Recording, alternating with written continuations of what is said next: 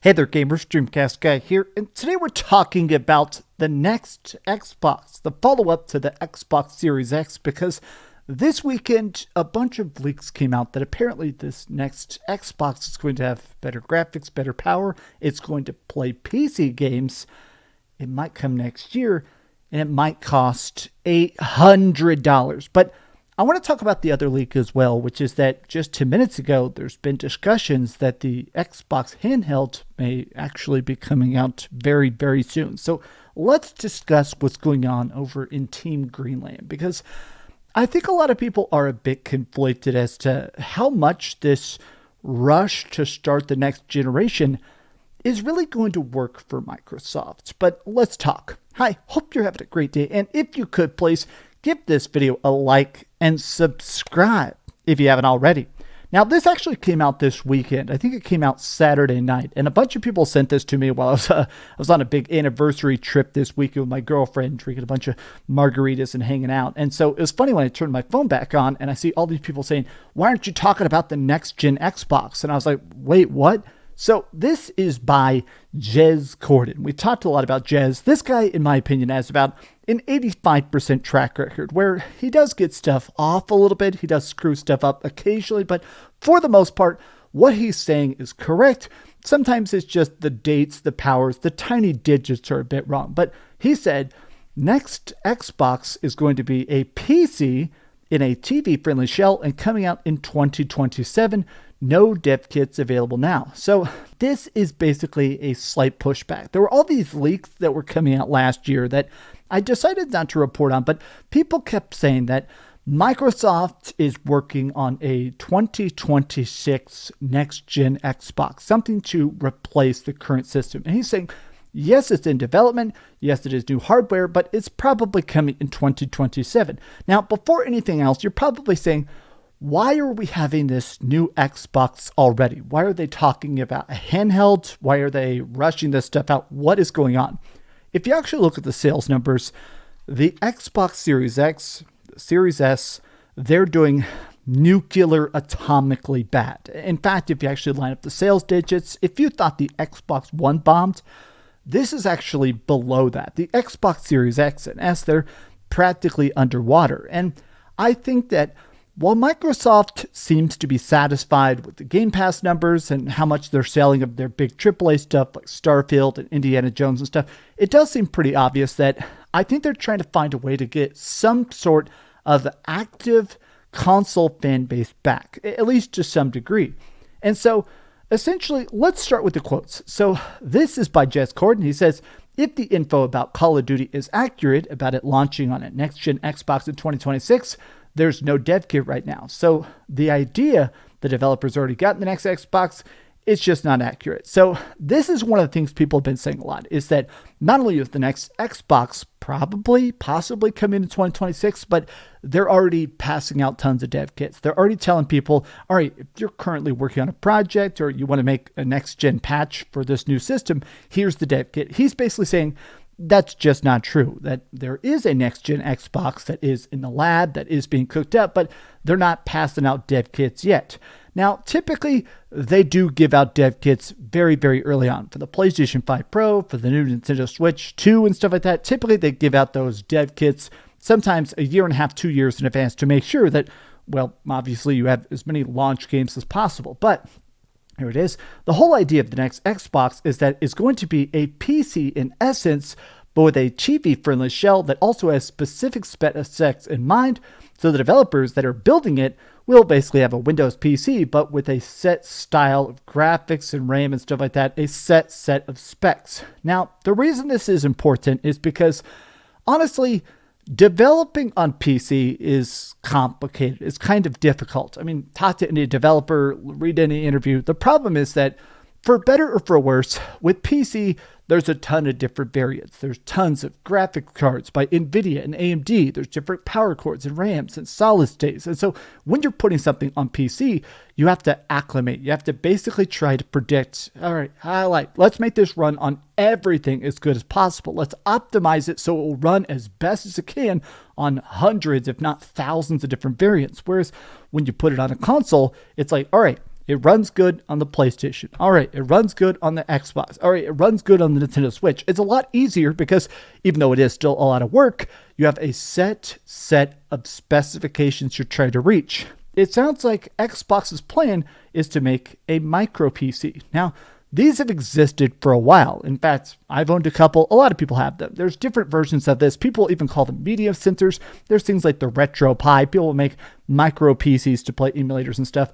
It sounds like their goal is to make a pretty powerful PC, but one that plays Xbox games. So it will be an Xbox, but it will also have other launchers on it. Maybe something like, I don't know, Battle.net, so you could play all your Blizzard games on there, Diablo, World of Warcraft, on your console, on your TV. Put things like the Epic launcher, the good old games launcher. Basically make it so that everything, including Steam, exists on your TV.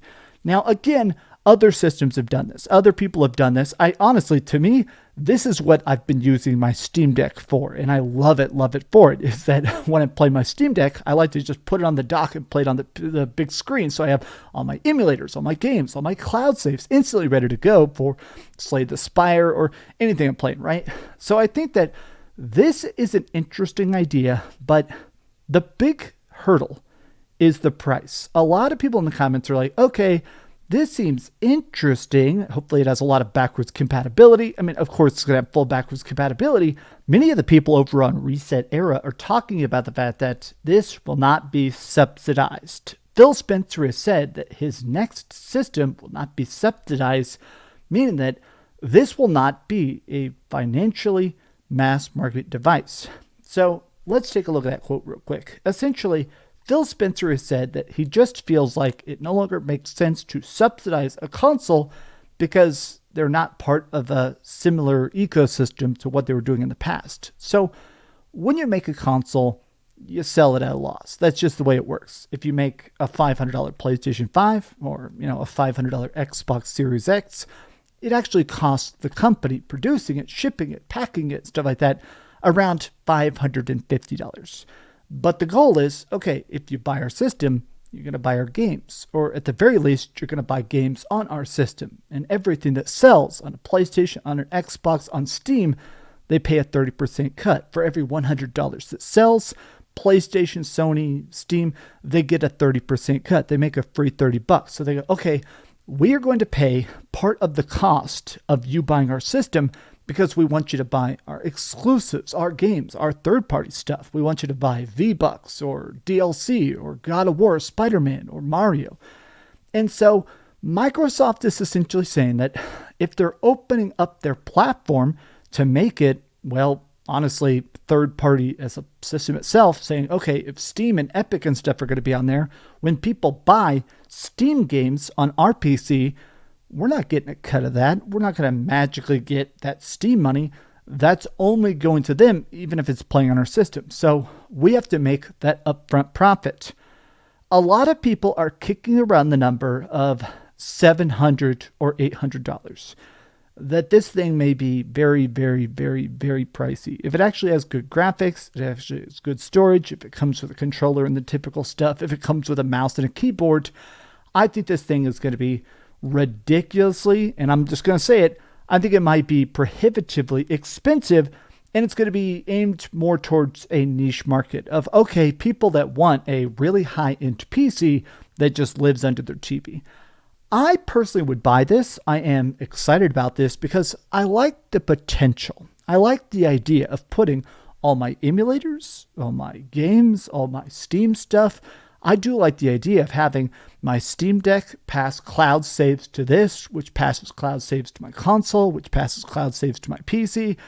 I like the concept of it, but we'll see how it actually plays in practice. Now, the other leak that just came out right as I started filming this is that apparently this next thing, the Xbox gaming handheld, is planned for this year. This is called Project Keenan and will look unmistakably Xbox. And this is pretty interesting. So if this is true, I think the idea of an Xbox handheld, if it actually installs games, if it's not just a cloud device, I think this could be a massive success, a massive, massive success. I know a lot of people don't like Xbox games. A lot of people are not a fan of what Xbox has been doing. I mean, look at the sales numbers. A lot of stuff like Avowed and stuff doesn't seem like they're really burning up the charts, even if I do personally enjoy Avowed. I think the idea of taking games and making them on a handheld in the style of the Asus, the Lenovo, I think that this may actually lead to a lot more attention, a lot more love, a lot more sales, a lot more Game Pass numbers. I think more people would actually be willing to play these games on a handheld just to have the option of it. Maybe I'm crazy. Maybe I'm just too in love with my Steam Deck, but I do love the idea of being able to play big AAA Insano stuff on a dedicated handheld. I like that. Not just streaming. I think it's cool that you can stream stuff like a PlayStation Portal and play your PlayStation 5, but I want to be able to play Xbox games without an internet connection. I would love to be able to take my device to the gym. I play all the time. I play stuff on my phone while I'm on the exercise bike, and I'll sometimes bring my Steam Deck to play my stuff with a Steam Cloud Save. If I could bring my Xbox with current graphics, next-gen games, good stuff, and hopefully not the worst battery life ever, and play that on the go, that is revolutionary. But we'll see what the specs actually turn out to be. How do you feel about Xbox right now? How do you feel about that next-gen Xbox? And what's the most you would be willing to pay for it? And also, be sure to give this video a like. See if we get this to 2,000 likes. And also, be sure to subscribe if you haven't already. And please keep dreaming.